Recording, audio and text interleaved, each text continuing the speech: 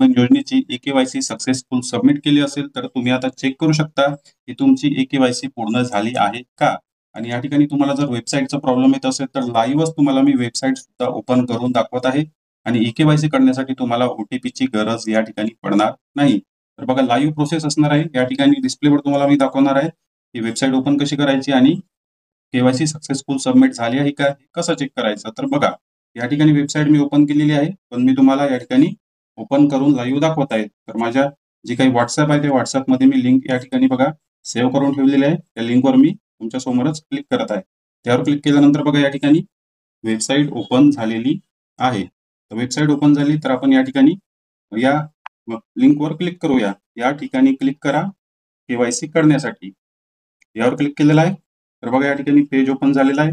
लाडकी बहीणचा जो काही आधार क्रमांक आहे तो आपल्याला या ठिकाणी सबमिट करायचा आहे. तर तुमच्या समोरच सबमिट करणार आहे.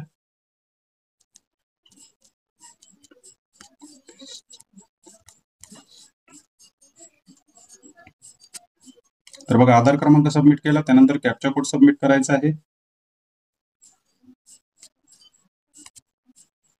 032848 032848 बघा तुमच्या समोर सबमिट केलं. आधार क्रमांक कॅप्चा कोड टाकला. मी सहमत आहे या बटनवर क्लिक करायचं. यावर क्लिक केल्यानंतर OTP पाठवा. पण OTPची गरज पडणार नाही. बघा डायरेक्ट पॉपअप आला.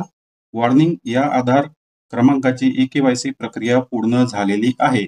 अशा प्रकारे तुम्ही सुद्धा विदाऊट OTP तुमची KYC पूर्ण झाली, सबमिट झाली का, सक्सेस झाली का हे चेक करू शकता.